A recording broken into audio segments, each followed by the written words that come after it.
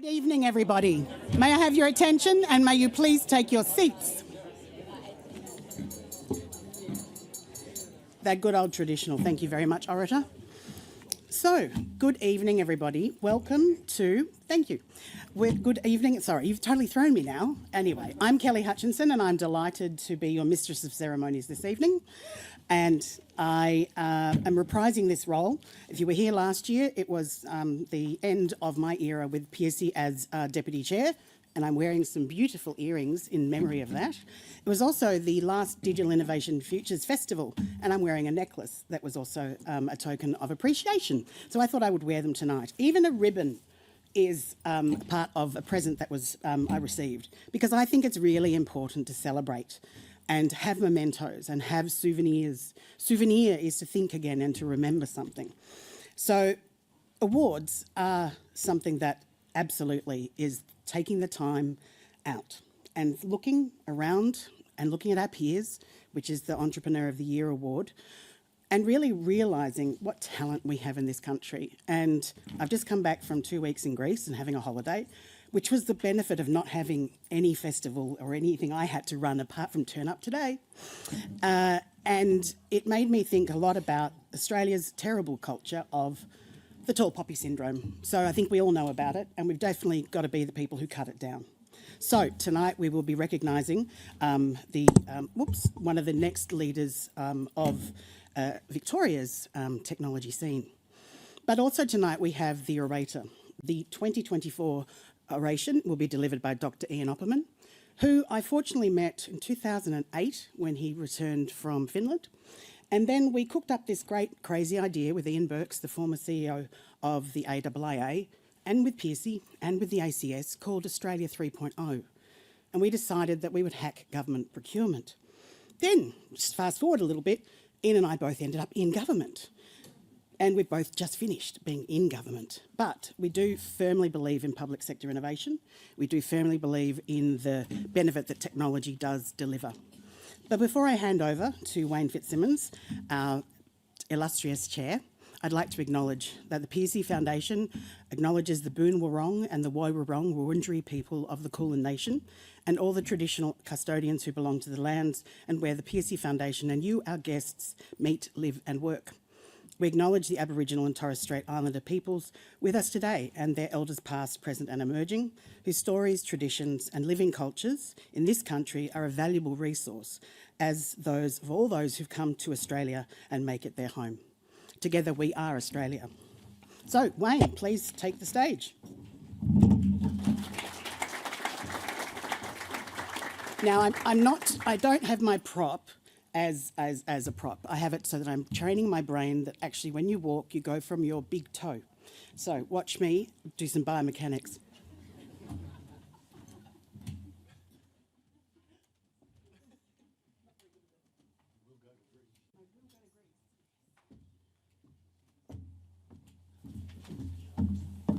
Thanks very much, Kelly.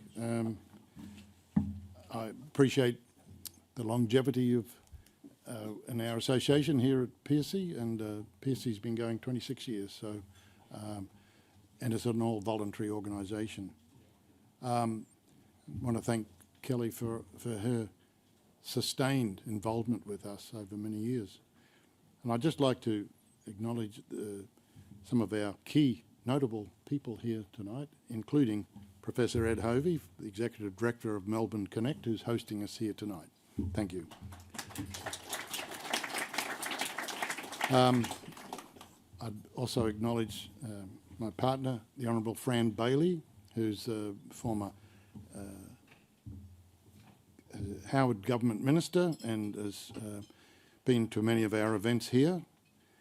I'd like to acknowledge Warren Hill and Nadine Grove from AIIA, and also some friends from ACS who unfortunately haven't shown up. So I'm not sure.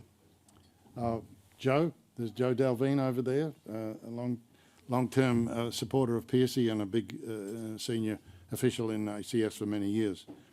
And of course, Jordan Green, who's the Victorian Chair and also the Deputy National Chair of our organisation, Pearcey Foundation. So, have we got a slide here of the... Oh, right.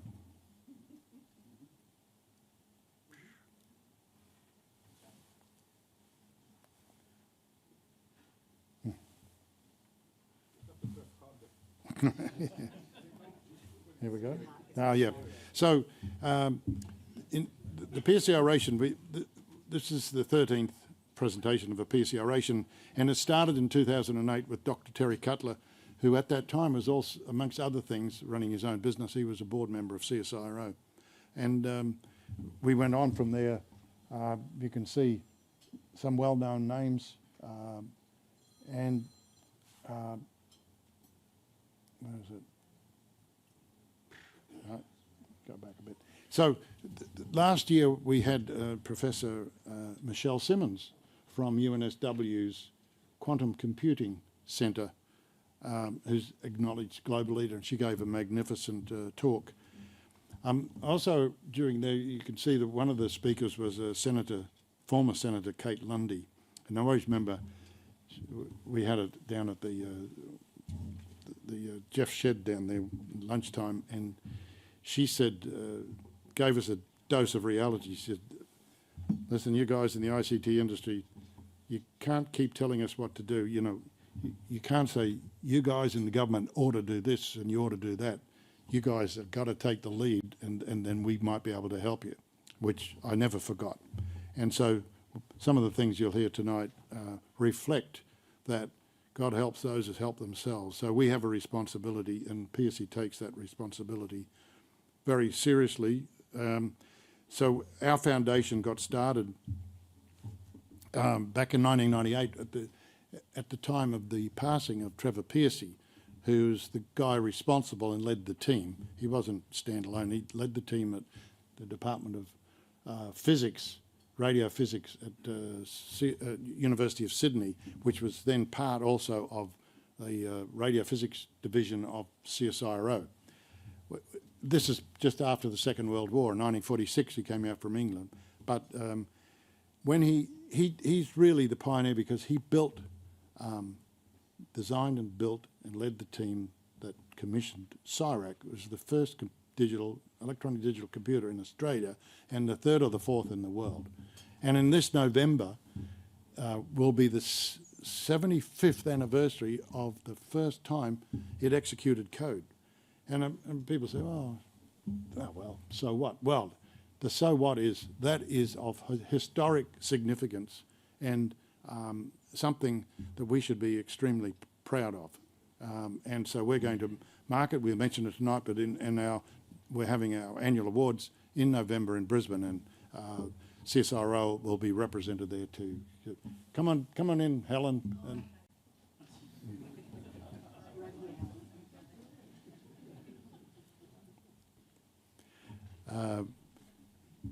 So we primarily got started on as Ian Dennis, who's not here unfortunately tonight, in 1998, to recognise the heroes of the industry and those that have made a lifelong contribution. And so we started to make these awards, and both at the national level for the lifetime contributors, but also at the state award levels. And tonight it's the Victorian Entrepreneur Award. But in 2008, just so happens that the guys that got the New South Wales Award there were the two young guys who started at Atlassian. And then in 2010, there was a couple of young guys who started Google Maps.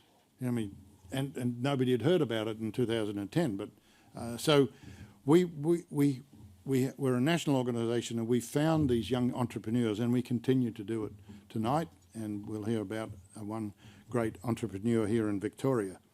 But last year we had our national award in Sydney, and the guys who got the Pearcey Medal, which is the epitome, were the Tudhope brothers from Macquarie Tech. I won't go into it. I hope you've heard of Macquarie Tech. And the guy who got the Hall of Fame was a guy called Richard White of Wise Tech. And I presume he's only worth 35 billion at the moment, these companies. So, and it's all done in Sydney. And he dominates the global logistics industry with Wise Tech. So we make these awards, but I guess we've focused on promoting the ICT sector to Australia and Australians. And this oration tonight, as well as the Entrepreneur Award, is emerged as providing thought leadership to our nation from the ICT industry and giving the concept that we're serious participants in the national economy here, and we underrate ourselves, and we've got to stand up and be counted. And tonight is an example of that. The ICT industry is pervasive. It's a horizontal and facilitator and that, but there's some wonderful achievements. I won't go through all of those, but one of them that comes to mind is, in addition to Trevor starting CIRAC, I used to work at Aeronautical Research Labs, some of you may know, down here in Fisherman's Bend, and there was this chap, Dave, he, 2 doors from me, and he invented the black box, oh, yeah, really. And Dave was a sort of humble sort of guy, and he said, well, we invented it because we flew all these missiles and experimental planes, and if they crashed, we had to find out why. So we put instruments on board, really, and they had to be fairly robust. In addition to this thought leadership stuff, Kelly alluded to it, Australia 3 we did a few years ago with AIIA and ACS. But in 23-24, we've come up with another initiative called Australia 4.0. And what we've done, it's all up on our website, but we've taken a digital and a data lens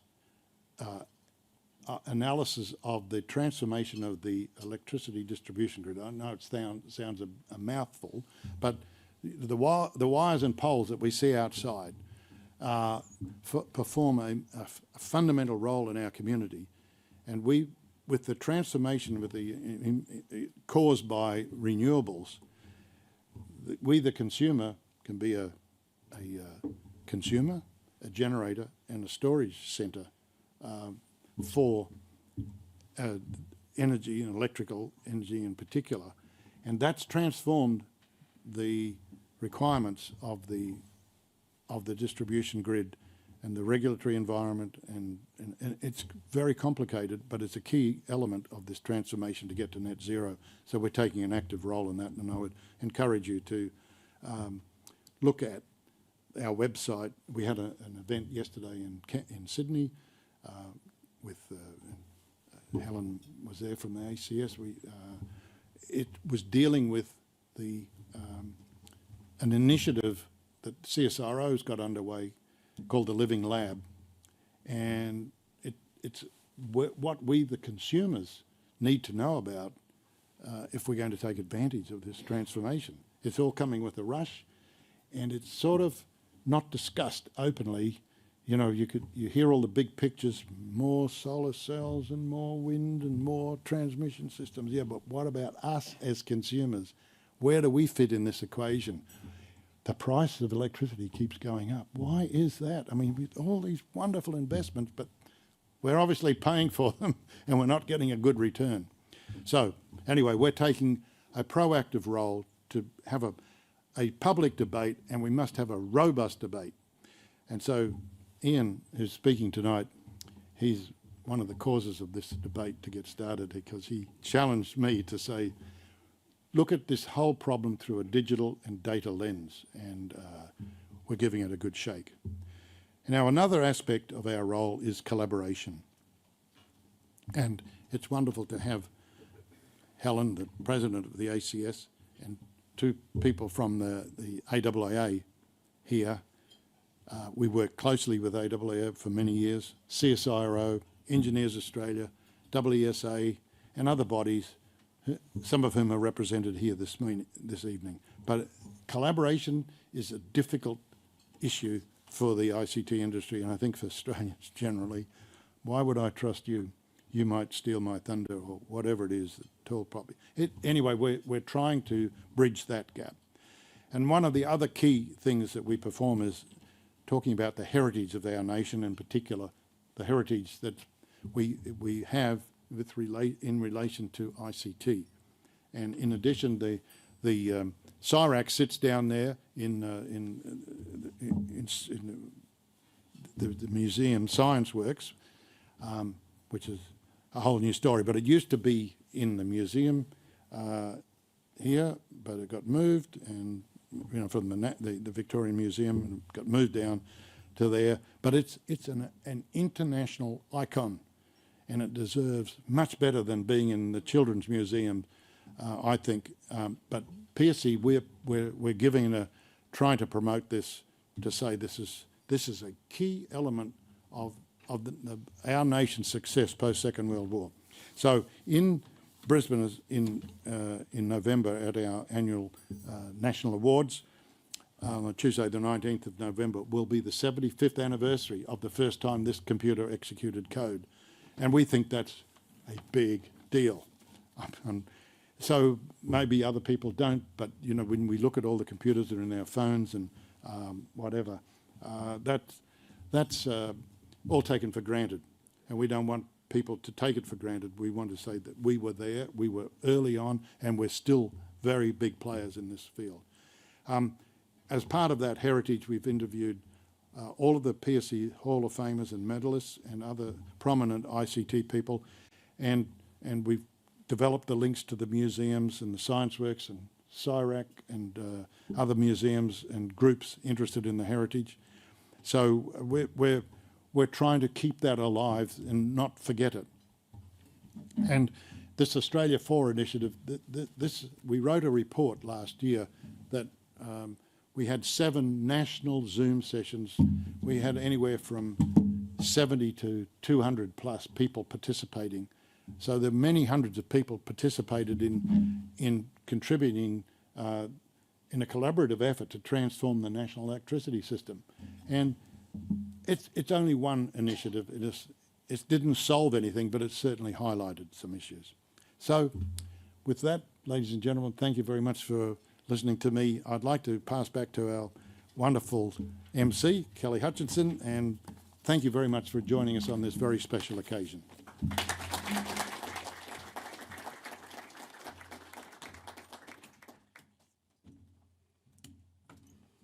It's not as seamless, is it? But anyway. Thank you so much, Wayne, for sharing that heritage story. And I think it behoves all of us to try to find those people that they were few and far between as women in our industry. And fortunately, that's changing.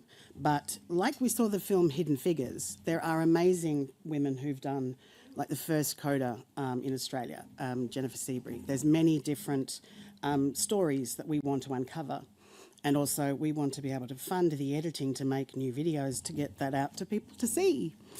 As volunteers, that's what we need to do, but we have an amazing videographer, Carl, and he has as much passion about heritage and the computing history of our country as anybody I've ever met, apart from maybe Barbara at Monash Uni. But anyway, so I would like to now hand over to Jordan Green, who is, I'm just getting down to my because the time changed.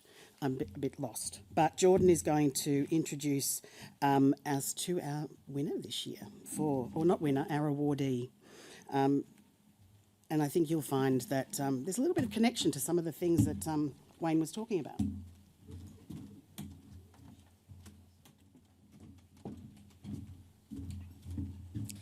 Thank you, Kelly.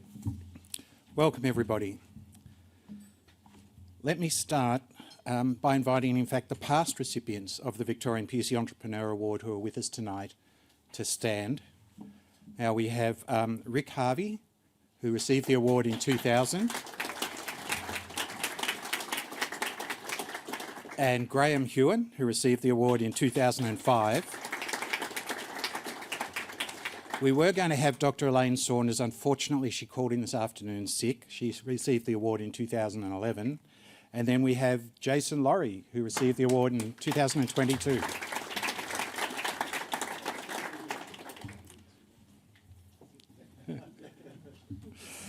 "26 years ago, as you heard from Wayne, the Foundation launched on its mission to celebrate, support and encourage Australians who engage in and excel at the invention, development and use of information, computing and telecommunication technologies for the betterment of our society.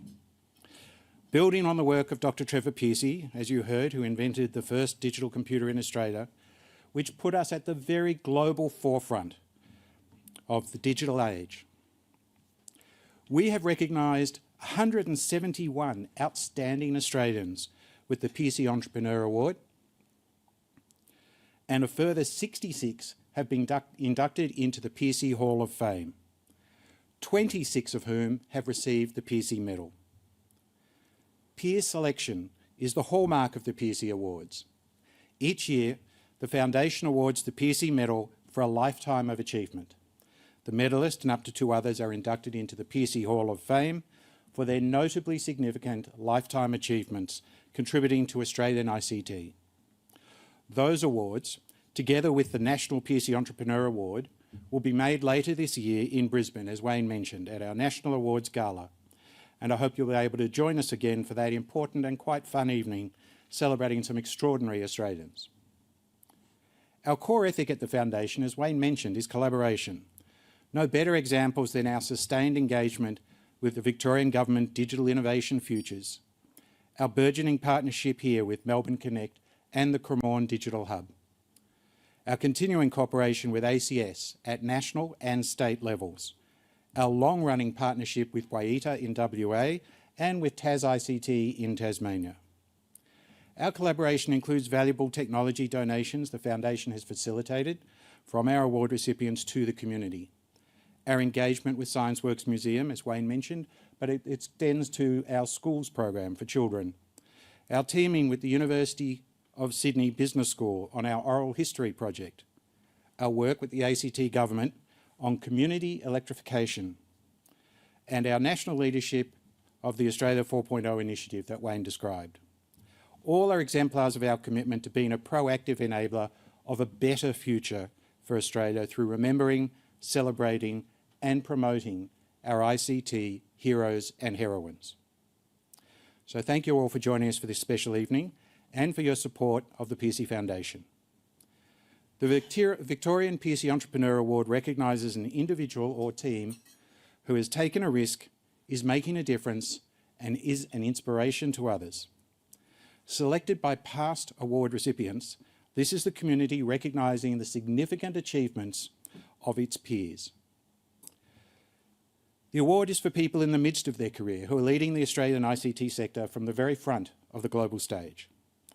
My special thanks to the Victorian Pearcey Committee, who give generously of their time to ensure this award continues each year with honour and integrity.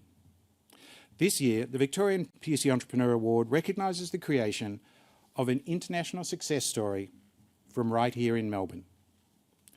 This entrepreneur, his co-founder and their team are using computing technology to supercharge the driving experience for elite motorsports drivers and for everyday enthusiasts. They are celebrating 20 years since the founding of the company, now a global industry leader in engine tuning for all sorts of vehicles on wheels, hulls and skids.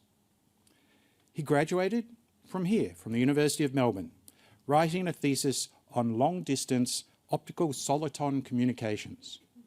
So for those like me who weren't quite sure, solitons are solitary waves that maintain their shape and speed while propagating with constant velocity. He joined Siemens Telecommunications, where he worked on broadband infrastructure, designing and implementing new network capabilities for domestic and international telcos. He developed and led the technical team for Telecom New Zealand that implemented the national backplane ATM network over there.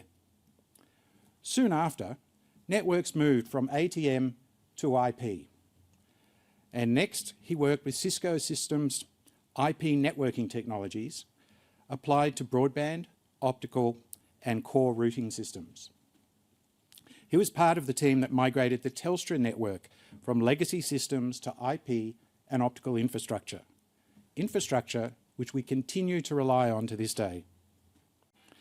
During this time, applying and developing his engineering and computing science skills to diverse technical challenges, he was also growing a family, encouraging his 4 kids to be active in sports as he was as a kid.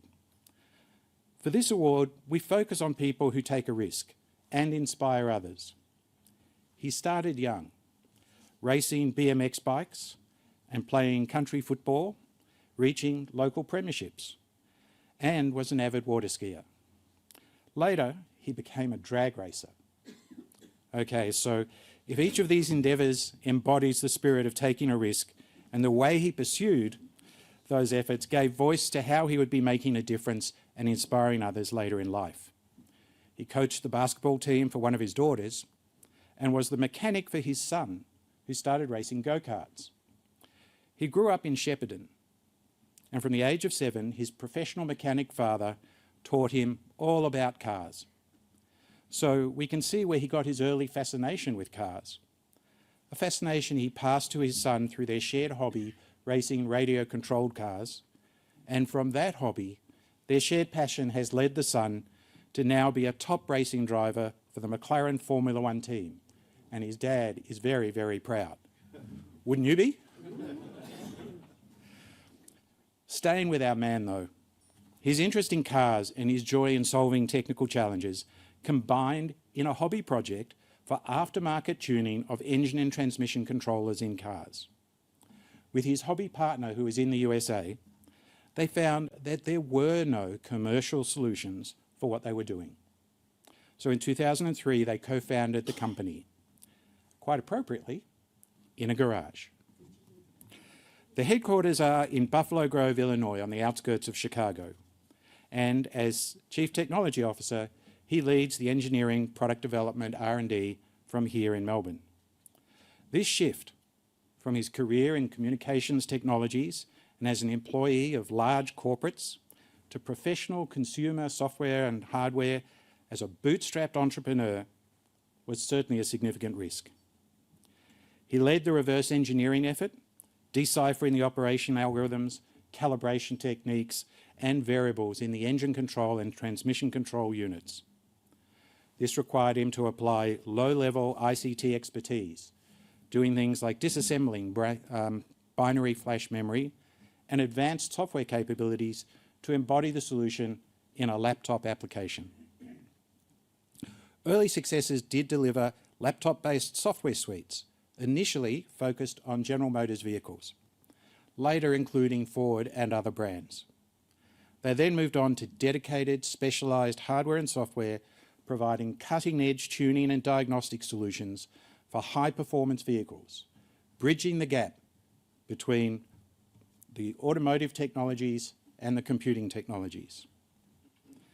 They have even extended their solutions to mobile phone apps that complement the heavy lifting of their core products to provide users with a plethora of roadside and trackside data access and analytics for real-time monitoring. The product suite continues to expand, offering a wide range of digital adjustments, live logging capabilities, diagnostics and tuning options for both casual vehicle users and dedicated race car enthusiasts. Before he established the company, software mapping and control was largely an art form. He led the industry worldwide in turning this into a science with software that really works. He and his company are now the world leaders. His efforts changed the face of recreational, amateur and professional motorsports the world over.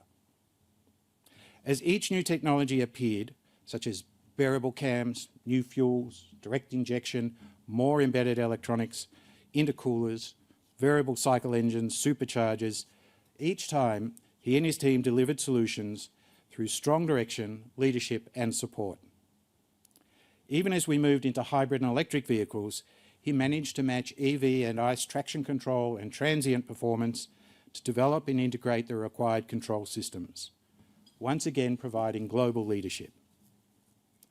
However, it's not just in the technology that he has innovated. His company offers its products and services using a novel system of in-app credits. This makes the same advanced products accessible to the DIY enthusiast in his home garage as to the professional in a race support team. How they use the products determines how much they pay, while they all get access to the features and benefits. Both the technology and the pricing model were developed and are continually evolved in consultation with customers. Like most successful companies, this one listens carefully and often to its users, customers, and channel partners. His company is a prominent sponsor of drivers and events throughout the world. Beyond his own company, he supports grassroots professional and community activities that help hundreds of thousands of people reach for their dreams. He is a willing and generous mentor, providing advice to both aspiring drivers and their fathers. The difference he makes is not just outside the company. He especially enjoys mentoring and training engineers in real-time software and particularly in the reverse engineering techniques. He takes enormous satisfaction from their development and their success as engineers and as managers. A classic Australian quiet achiever, his journey continues. His impact is growing, and I'm confident that he will continue to inspire others in ways that make the world a better place. Choosing for the recipient for this award, as I said, is guided by three principles. Has the individual taken a risk? Is the individual making a difference? And is the individual an inspiration to others? Our recipient tonight has certainly taken risks throughout his career.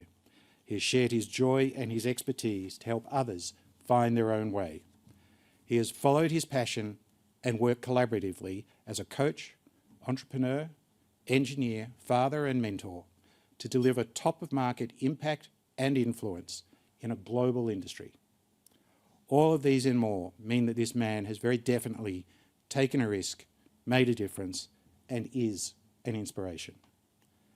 Ladies and gentlemen, without any further ado, the 2024 Victorian Pearcey Entrepreneur of the Year is co-founder and CTO of HP Tuners, Mr. Chris Piastri.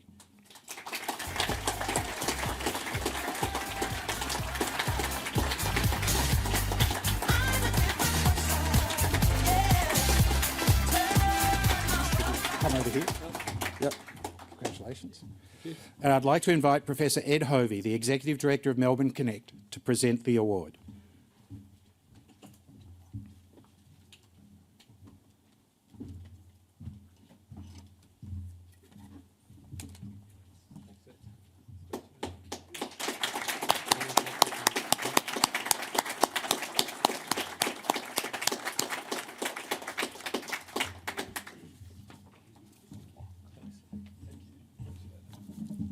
Chris, say a few words. Wow. That speech made me look good.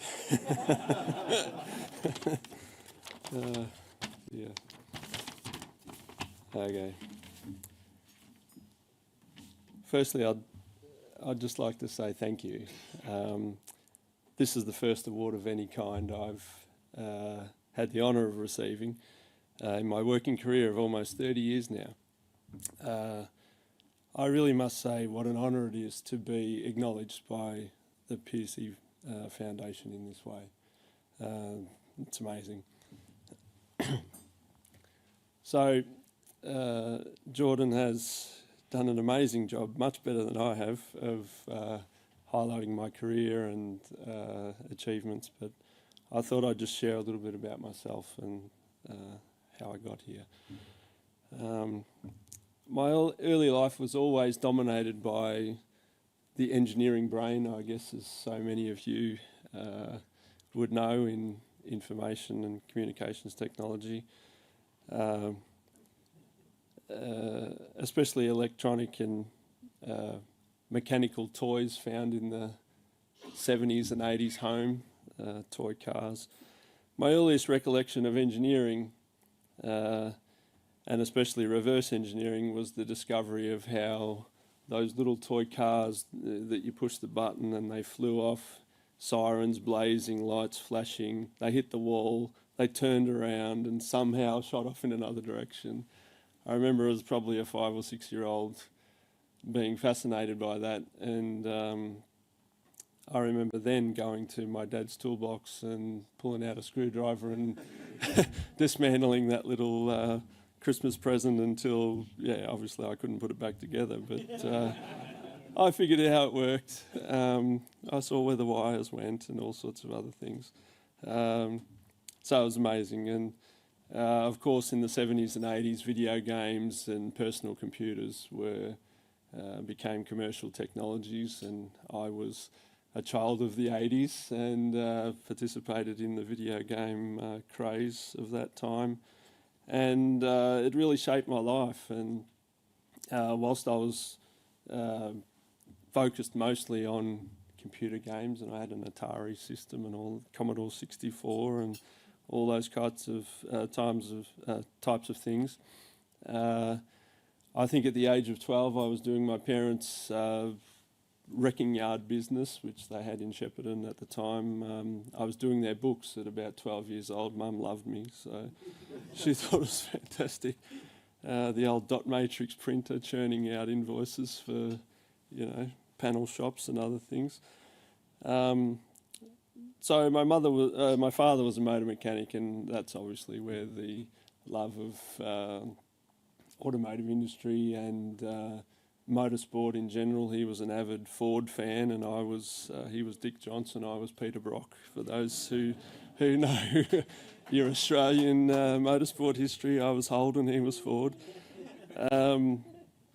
But I really received a default education in motor mechanics, and by the age of 14 or so I could tear down an engine, rebuild it, and gearboxes, and we restored many cars when I was young, which was fantastic. And I remember a very clear moment in my life as probably a 16 or 17 year old approaching the pointy end of high school education. I said to Dad, Dad, I really want to be a motor mechanic and be just like you. And I'll never forget the look on his face as he politely and calmly said to me, "Son, over my dead body." So I was surprised by that. I thought, wow, son following in father's footsteps is every man's dream, but clearly not my dad. And I know why. I was reasonably capable in maths and physics and computers, obviously in high school. And Dad obviously thought I was destined for better things than being a grease monkey in a garage. That then led me, as Jordan said, to across the road here in Melbourne University, electrical and electronic engineer in the telecommunications stream. So one of my points here was the optical soliton transmission system thesis, which was a novel technology at the time, which had advantages and disadvantages. And ironically, years later in my actual career at Cisco, I was selling the competing technology, which was dense wave division multiplexing technology, into the marketplace. So that was interesting. As mentioned, I worked for both Siemens and Cisco here in Melbourne, designing pretty much all of their core networks. I saw technology transition from time division multiplexing to basic packet technologies such as frame relay and cell-based technologies, ATM, into what, all of us knew what was going to happen. It was all going to head to IP and Ethernet. And that's where we are today. And it's been that way for quite some time. Interestingly, around year 2000 and to 2004, I gave so many presentations on cloud and centralized storage, music, all kinds of things, which, to be honest, probably only 50% I believed myself. Ironically, this is stuff we all take for granted some 20 odd years later. I just found the physics and the concepts of all this kind of stuff, the computing, just fascinating. I really just was addicted to it. But as it turned out, telecoms wasn't my true passion.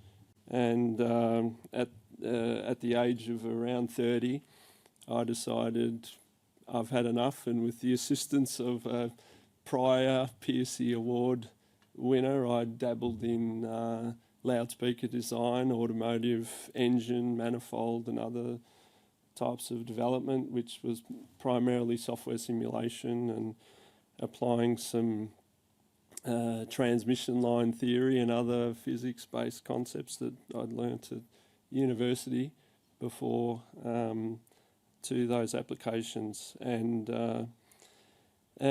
coincidentally, around the same time, which was around 2002, I'd purchased a Holden Monaro CV8, which was the second coming of the 70s classic. And I wanted to personalise that car with, a sportier exhaust and a few other little, 30-year-old things. And at that point in time, I was exposed to electronic fuel injection systems, and that basically became my hobby, and my obsession was to figure out how all that worked. And obviously I was very interested in engine technologies. I understood how older technology, carburetors and other things like that worked, and basic engine operation was second nature to me. So at this point in time, my two favourite things, computers and cars, came back together and united me in my new hobby. And that hobby quickly became an obsession. That obsession sought out others with the same obsession. And in 2004, HP Tuners was founded as an automotive tuning and diagnostic software company. We were founded in the US, but most of the engineering, design, development work was done here in Melbourne by me. And 20 years later, we are still going, which is fantastic, and we employ about 160 people worldwide.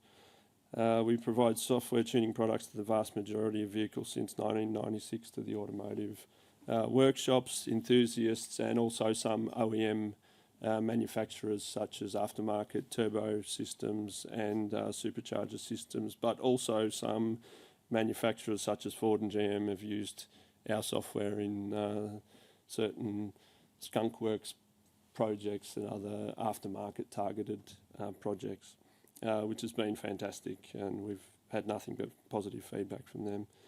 As Jordan mentioned, we're also very passionate about grassroots motorsport, and we've developed a lot of products in terms of everything from video, GPS tracking, mobile apps, all the way to we've just developed a complete hardware and software platform engine control unit, which is also targeted at EV and other emerging technologies.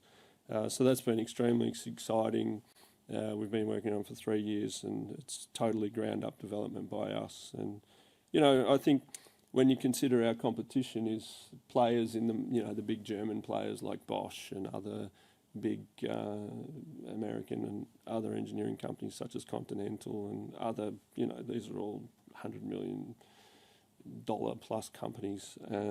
It's very who throw thousands of engineers at these types of projects, and I mean our whole company has 160 people, so it's extremely good, and we maintain a very startup culture within the company, which is fantastic, and just reminds me of my Cisco days here in Melbourne, where we were sort of a little bit like cowboys in the Wild West, which is fantastic. And I mean, I've taken incredible personal satisfaction in seeing the company grow over the past 20 years, and seeing, we have so many, we pretty much have all of our day one employees still at the company. I would say we have every single employee of the first 15 employees still work for us, which is phenomenal. And, you know, my father still reminds me occasionally of his gentle little nudge into the academic and university studies. And, you know, I'm forever grateful for that. And, I mean, it's just such a pleasure that it's all come back full circle in the end. And I've been able to pretty much not work a day of my life in the last 20 years. It seems like it's been... you know, all of these anecdotal things that you hear as a kid, like, you know, if you choose the right career, you'll never work a day in your life. I mean, when you're 30 years old, you'd never believe that. But it's absolutely true, and I've lived that life for the past 20 years, so it's fantastic. I just want to say I've never thought of myself as particularly gifted or talented. I worked hard, I followed my passions, as they evolved, and I mean IT and networking and telecommunications was my passion for the first 8 to 10 years of my career, and then that evolved back into, you know, what I found as my true love, and it really just seems like an enjoyable pastime to me. I'm obviously very grateful that my business success has allowed me to enjoy other aspects of my life. And I'll also, obviously, as Jordan mentioned, pass on my Piastri competitive automotive and technology genes to my son, who obviously now competes as a Formula One driver at the highest level, and also my 3 daughters, who are all engaged in various academic and creative activities. I mean, I wish them all the success and happiness that I have had so far and so far enjoyed. Sincere thanks also to my partner, Sidicare, who's supported me along the way, and it's been a bit of a journey, and encouragement has been fantastic, as you all know. So to finish off, I'm immensely proud, humbled to receive this award, and I thank you all for having me here tonight. I hope my story inspires other Victorians to follow their passions, to above all work hard, realise that these things don't come easily, you've got to really work for them, and achieve their own successes. So I think we're an extremely talented country and state, and you've only got to look at the track record of this award to see you know, some of the giants that we're standing on the shoulders of. So it's fantastic. This foundation, Trevor Pearcey, it's an amazing thing, and you know, it's an amazing story. And I mean, I hope you get that computer back from ScienceWorks and into the main museum where it belongs. But overall, thank you very much, and I really appreciate this award.